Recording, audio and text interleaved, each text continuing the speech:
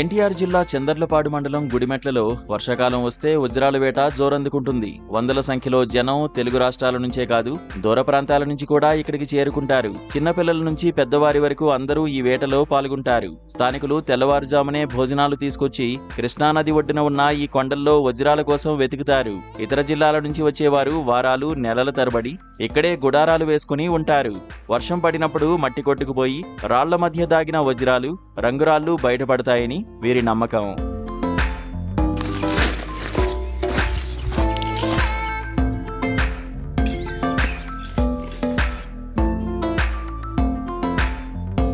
ఈ వేటలో వజ్రాలతో పాటు రత్నాలు రంగురాళ్లు కూడా దొరుకుతాయి. గతంలో ఇక్కడ వజ్రాలు దొరికిన దాఖలాలు ఉన్నాయి. అందుకే ఈ ప్రాంతం ఒక వజ్రాల గనిగా పేరు తెచ్చుకుంది. గుడిమెట్లలో వజ్రాల వేటకు దశాబ్దాల చరిత్ర ఉంది. ఈ ప్రాంతంలో రాజులు నివసించారని వారు ఆలయాలు నిర్మించారని స్థానిక చరిత్ర చెబుతోంది. కృష్ణానది ఒడ్డున ఉన్న ఈ కొండలు వజ్రాలు రత్నాలు దాచిన సహజ నిధిగా పరిగణించబడతాయి.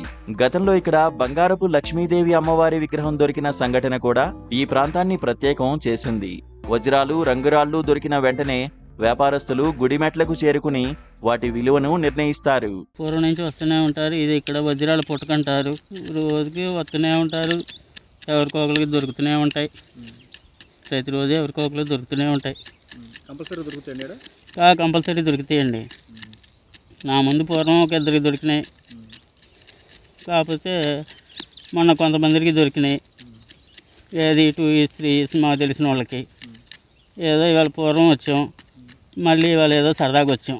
ఇది వాల్యూ ఎంత ఉంటుంది సుమారు? నాకు తెలిసి నా కళ్ళ ముందు దొరికినాయి అయితే 30,000 జరిగిందండి.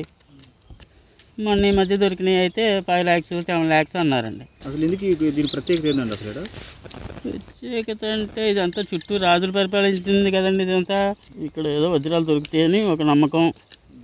ఇక్కడ వజ్రాలు పుట్టగాని కొంతమంది అంటారు. ఎక్కడెక్కడి నుంచి వస్తారండి ఎక్కువగా? చాలా ఊళ్ళ నుంచి వస్తారండి. ఎక్కడో లాంగ్ నుంచి కూడా వస్తారు. లాంగ్ నుంచి కూడా వచ్చి 2 రోజులు 3 రోజులు 4 రోజులు అలా ఉంటూనే ఉంటారు. వానలు పడ్డప్పుడు ఎక్కువ వస్తారు.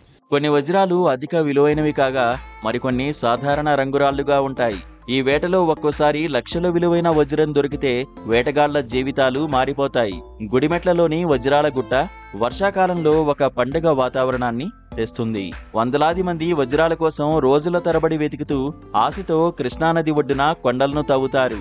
ఈ ప్రాంతం యొక్క చరిత్ర, వజ్రాలు రత్నాలు బంగారపు విగ్రహాలు దొరికిన కథలు ఈ వేటలో మరింత ఆసక్తిని పెంచుతున్నాయి.